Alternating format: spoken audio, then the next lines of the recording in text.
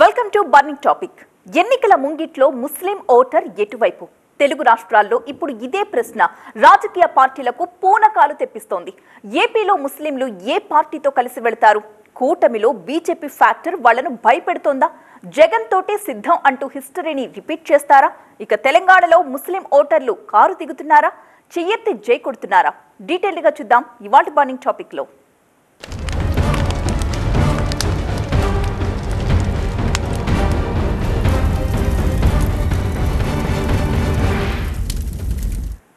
వాళ్ళు పేరుకే మైనారిటీ. వాళ్ళు ఎటువైపు మొగ్గు చూపితే అటే మెజారిటీ. గెలవాలన్నా వాళ్లే, ఓడించాలన్నా వాళ్లే. ముస్లింలు గ్యారంటీ ఇస్తే విజయానికి వారంటీ వచ్చినట్లే. అందుకే ఏపీలోని అన్ని పార్టీలు ఇప్పుడు ముస్లిం ఓటర్లను ప్రసన్నం చేసుకునే పనిలో ఉన్నాయి. అసలు ముస్లిం ఓటర్ల మదిలో ఏముంది? గత 2 ఎన్నికల్లో వాళ్ళు వైసీపీతోనే ప్రయాణించారు, జగన్కే జై కొట్టారు. టీడీపీ తరపున ఒక్క ముస్లిం అభ్యర్థి కూడా గెలిచింది లేదు. ఈ చరిత్రను కూటమి ఇప్పుడు తిరగరాయగలదా? లేక బీజేపీ ఫ్యాక్టర్ మరోసారి ముస్లింలను వైసీపీ వైపే నడిపిస్తుందా?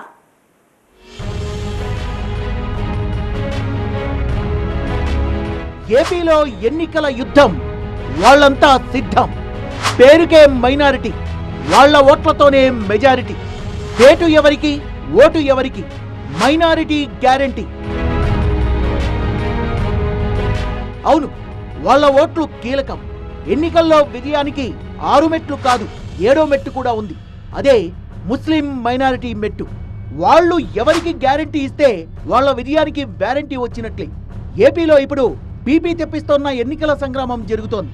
175 అసెంబ్లీ సీట్లు, 25 ఎంపీ సీట్ల కోసం నువ్వా నేనా అన్నట్లుగా రాజకీయ పార్టీలు తలపడుతున్నాయి. జగన్ నేతృత్వంలో వైసీపీ ఒంటరిగా బరిలోకి దిగింది. చంద్రబాబు నేతృత్వంలో టీడీపీ, జనసేన, బీజేపీ కూటమిగా ఎన్నికల రణరంగంలోకి దూకాయి.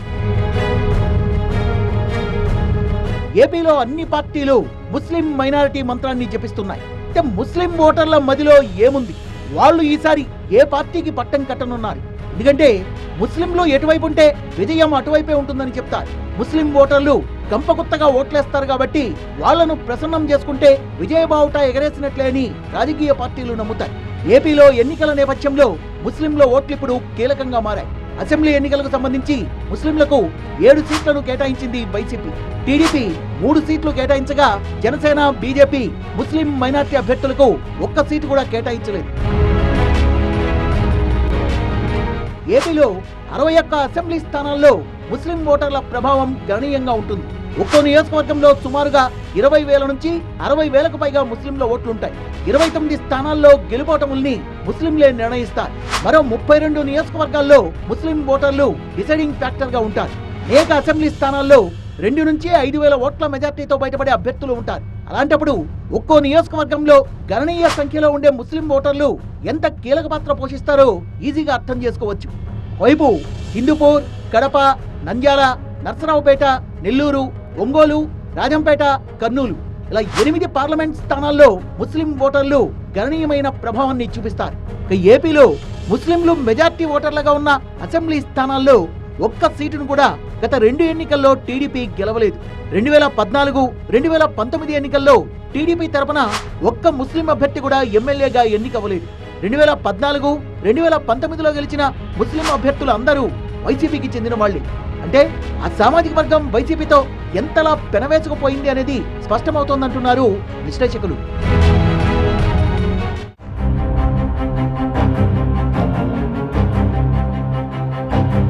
మరి ఈసారి ఏపీ ఎన్నికల్లో సిచ్యువేషన్ ఎలా ఉండబోతోంది? సేమ్ సిచ్యువేషన్ ఉంటుందా, మారుతుందా? ముస్లింలు సాంప్రదాయకంగా తాము ఓటు వేసే వైసీపీతోనే మరోసారి ఎన్నికల జర్నీ చేస్తారా? లేక చంద్రబాబు చెప్తోన్న అభివృద్ధి అడుగుజాడల్ని అనుసరించి కూటమికి పట్టం కడతారా? ముస్లింలు మళ్లీ జగన్కే జై కొడతారా? అభివృద్ధి కోణంలో ఆలోచించి సైకిల్ కి కూడా ఓటు వేస్తారా? గత 2 ఎన్నికల్లో కూడా రాయలసీమలో 12% పైగా ఉన్న ముస్లింలు సాలిడ్ గా వైసీపీకే సపోర్ట్ చేశారు. కోస్తాంధ్రలో కూడా ముస్లిం ఓటర్లు ఎక్కువగా ఉన్న చోట వైసీపీనే విజయకేతనం ఎగరవేస్తూ వస్తోంది. ఈసారి చావో రేవో అన్నట్టుగా ఎన్నికలు జరుగుతున్న నేపథ్యంలో ఏపీ ముస్లిం ఓటర్ ఎటువైపు నడుస్తాడు? అట ఇట ఎటువైపు? ఇప్పుడు ఇదే ప్రశ్న ఏపీలో రాజకీయ పార్టీలకు పూనకాలు తెప్పిస్తోంది. ఏపీలో గత 2 ఎన్నికల్లోనూ జగన్ తోటే నడిచిన ముస్లింలు ఈసారి కూడా మేమంతా సిద్ధమంటూ వైసీపీకే ఓటు వేస్తారా? ఒకవేళ ముస్లింలలో కొన్ని సెక్షన్లు టీడీపీ వైపు మొగ్గు చూపినా బీజేపీతో టీడీపీ పొత్తు ఫ్యాక్టర్ వాళ్ళను ఆలోచనలో పడేసిందా?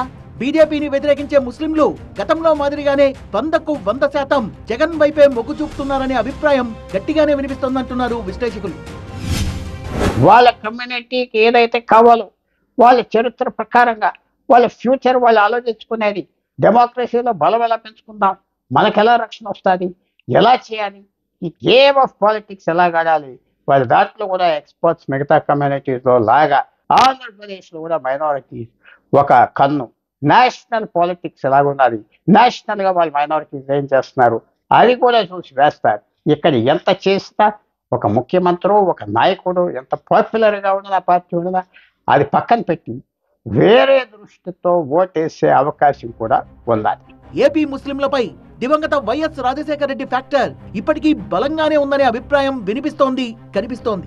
ఉమ్మడి ఆంధ్రప్రదేశ్ లో ముస్లింలకు అప్పటి సీఎం వైఎస్ఆర్ 5% రిజర్వేషన్లు కల్పించారు. అయితే ఆ తర్వాత కోర్టుల జోక్యం, నియమ నిబంధనలతో ముస్లింలకు 4% రిజర్వేషన్లు కల్పించారు. బీసీఈ కేటగిరీ కింద ముస్లింలకు రిజర్వేషన్లు కల్పించారు వైఎస్ఆర్. దీంతో 2 తెలుగు రాష్ట్రాల్లో కూడా ముస్లిం మైనార్టీల్లో వైఎస్ అంటే ఇప్పటికీ అభిమానం చెక్కు చెదరలేదని చెప్తారు. అందుకే ఏపీలో ముస్లిం ఓటర్లు మొదటి నుంచి కూడా వైఎస్ జగన్ విషయంలో సానుకూలంగా ఉన్నారు.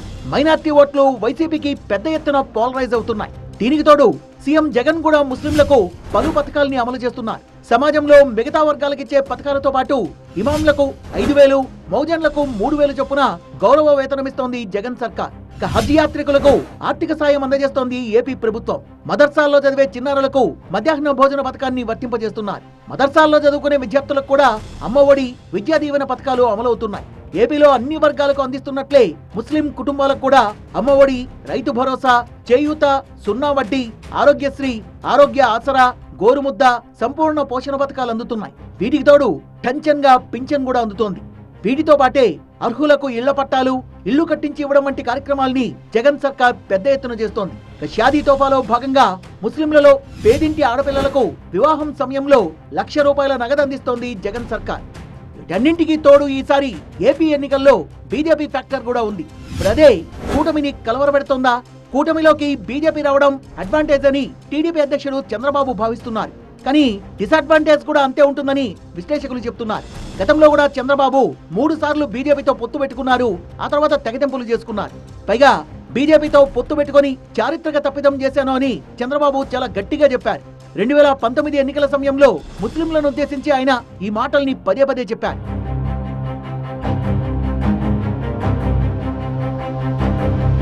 బీజేపీతో పొత్తు పెట్టుకుని చారిత్రక తప్పిదం చేశానన్న చంద్రబాబు ఇప్పుడు మళ్లీ యూటర్న్ తీసుకోవడాన్ని ముస్లిం ఓటర్లు జీర్ణించుకోగలరా అనేదే ఒక పెద్ద ప్రశ్న. ఈసారి జగన్ సర్కార్ని గద్దెదించాలనే బీజేపీతో పొత్తు పెట్టుకున్నానంటూ చంద్రబాబు చెప్తున్నారు. దీన్ని ముస్లింలు సానుకూలంగా చూసే అవకాశం లేదనే వాదన వినిపిస్తోంది. గతంలో 2004లో మళ్లీ 2019లో బీజేపీకి వ్యతిరేకంగా మాట్లాడిన చంద్రబాబు ఇప్పుడు మళ్లీ బీజేపీకి జై కొట్టి కూటమి కట్టారు. దీనిపై ముస్లింలు నెగిటివ్ గానే స్పందిస్తారంటున్నారు విశ్లేషకులు. ఏపీలో బీజేపీకి చంద్రబాబు, పవన్ కళ్యాణ్ ఊపిరి పోస్తున్నారనే భావనలో మైనార్టీలు ఉన్నట్లు తెలుస్తోంది. బీజేపీతో పొత్తు వల్ల టీడీపీకి లాభం కంటే నష్టమే ఎక్కువ అంటున్నారు అనలిస్టులు. అది ఆంధ్రప్రదేశ్లో 10% ఓటే ఉన్నది. ఆ 10% ఓటు కొన్ని చోట్ల ఎక్కువగా 15-16% ఉన్నది, కొన్ని చోట్ల తక్కువగా ఉన్నది. కాబట్టి స్టేట్ అంతా ఇలా వెళ్తాదంటే మనం అది ఆలోచించక్కర్లేదు. అభివృద్ధి కోసమే ఈ పొత్తు అని చంద్రబాబు చెప్పినా, జగన్ సర్కార్ను గద్దెదించేందుకే బీజేపీతో కూటమి కట్టామని చెప్పినా ముస్లింలు నమ్మే పరిస్థితిలో లేరంటున్నారు విశ్లేషకులు. వైఎస్ ఫ్యాక్టర్, జగన్ సర్కార్తో ఈ 5 ఏళ్ల సానుకూల ప్రయాణం, మరోవైపు వైసీపీ తమకు ఎక్కువ సీట్లు కేటాయించడం ముస్లిం మైనార్టీల్లో అధికార పార్టీపై మొగ్గు చూపేట్లు చేస్తుంది అనేది విశ్లేషకుల మాట. బీజేపీతో పొత్తు పెట్టుకోవడం టీడీపీకి మేలు కంటే కీడే ఎక్కువ చేస్తుందంటున్నారు. ఎన్నికల్లో ఫైనల్ గా అధికార వైసీపీకి అడ్వాంటేజ్ గా మారుతుంది అనేది రాజకీయ నిపుణులు చెప్తున్న మాట.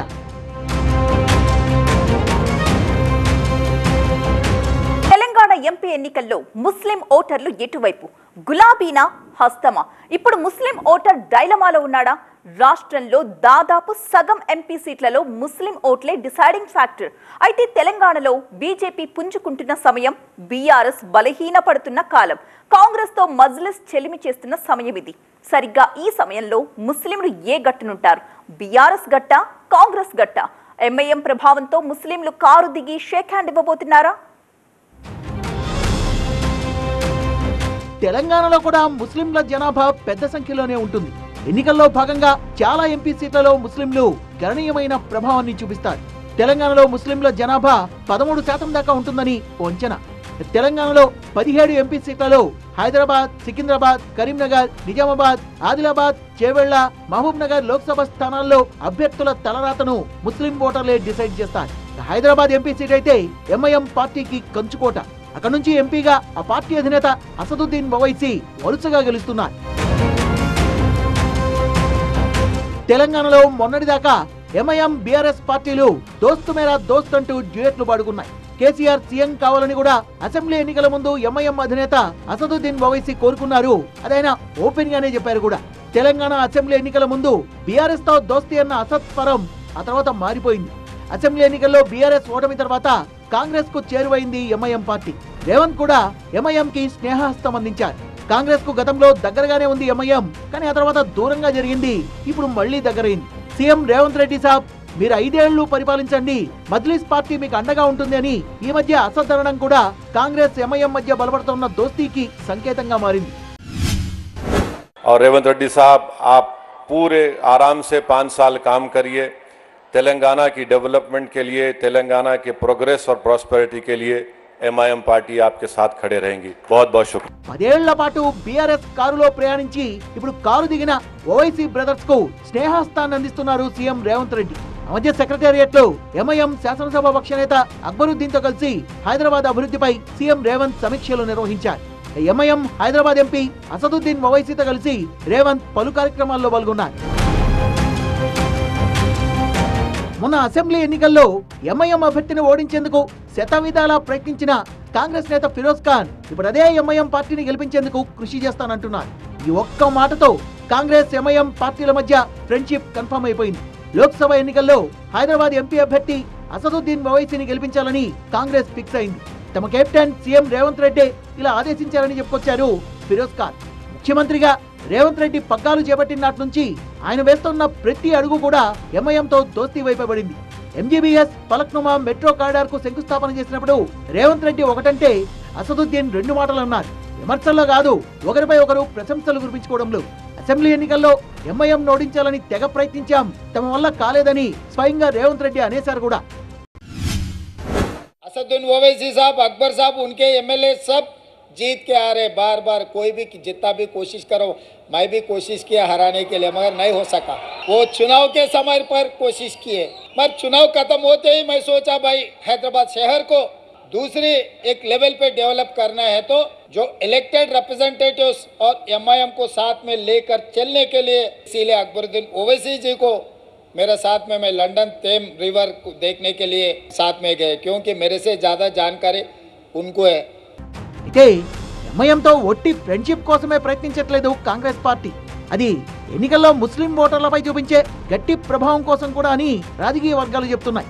తెలంగాణలో రేపు జరగబోయే లోక్సభ ఎన్నికల్లో దాదాపు సగం ఎంపీ సీట్లలో ముస్లిం ఓటర్లు గట్టి ప్రభావం చూపిస్తారు. ఇప్పటికే ముస్లిం సమాజంలోని ఓ వర్గం కాంగ్రెస్ వైపు వచ్చేసింది.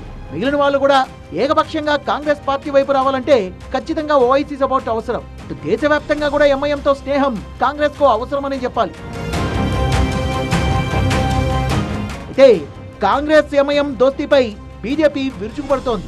రాష్ట్రంలో ఎంఐఎం, కాంగ్రెస్, బీఆర్ఎస్ ఈ 3 పార్టీలు కూడా ఒకటే అన్నారు కేంద్ర మంత్రి కిషన్ రెడ్డి. ఎంఐఎం వ్యతిరేక ఓటు చీలకుండా కాంగ్రెస్, బీఆర్ఎస్ కలిసి దుర్మార్గమైన ఎన్నికల ఒప్పందం చేసుకున్నాయని ఆయన ఆరోపించారు. గతంలో కేసీఆర్ కేవలం ఓవైసీ బ్రదర్స్ తో మాత్రమే మాట్లాడేవారన్న కిషన్ రెడ్డి ఇప్పుడు కాంగ్రెస్ కూడా అదే పని చేస్తోందంటూ విమర్శించారు. గతంలో తెలంగాణ ఎన్నికలు జరిగినప్పుడు కర్ణాటకలో రాహుల్ గాంధీ ట్యాక్స్ వేశారు, తెలంగాణ ట్యాక్స్ వేశారు.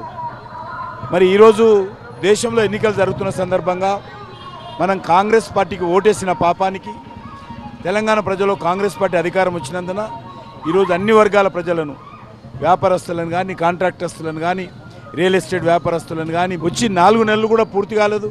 ఇంత పెద్ద ఎత్తున తెలంగాణలో బ్లాక్మెయిల్ చేసి కోట్ల రూపాయలు వసూలు చేస్తే వీళ్ళు తెలంగాణలో తెచ్చే మార్పిదని అడుగుతా ఉన్నాను. దేశంలో పూర్తిగా మరి ఏదైతే కూటమి పేరుతో వస్తూ ఉన్నారో వాళ్ళలో ఐక్యత లేదు. తెలంగాణలో ముస్లింలు గతంలో కాంగ్రెస్ తో వెళ్లారు, ఆ తర్వాత బీఆర్ఎస్ తో కారులో కూడా జర్నీ చేశారు. గతంలో పలు ఎన్నికల్లో గులాబీ పార్టీకి పెద్ద ఎత్తున మద్దతు ఇచ్చారు. ఇప్పుడు వాళ్ళు ఎటు తేల్చుకోలేక ఊగిసలాడుతున్నారా? కారు వదిలి హస్తమందుకోలేక సతమతమవుతున్నారా? గులాబీనా హస్తమా?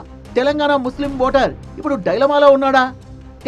ఇప్పుడు బీఆర్ఎస్ నుంచి ఎంఐఎం పార్టీ డిటాచ్ అయిపోయింది. కారు దిగి కాంగ్రెస్ గూటికి చేరుకున్నారు ఓవైసీ బ్రదర్స్. హైదరాబాద్ తో పాటు తెలంగాణలో కూడా ముస్లింల మీద ఎంఐఎం పార్టీ ప్రభావం ఉంటుంది.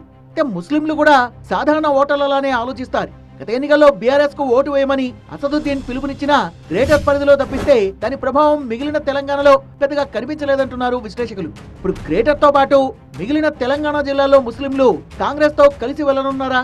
తెలంగాణలో దాదాపు సగం ఎంపీ సీట్లలో ముస్లింల ప్రభావం చాలా ఎక్కువగా ఉంటుంది. ఇప్పుడున్న పరిస్థితుల్ని బట్టి చూస్తే ముస్లిం ఓట్లు తెలంగాణలో కాంగ్రెస్ కు వెళ్లే అవకాశం ఎక్కువగా కనిపిస్తోందంటున్నారు రాజకీయ విశ్లేషకులు.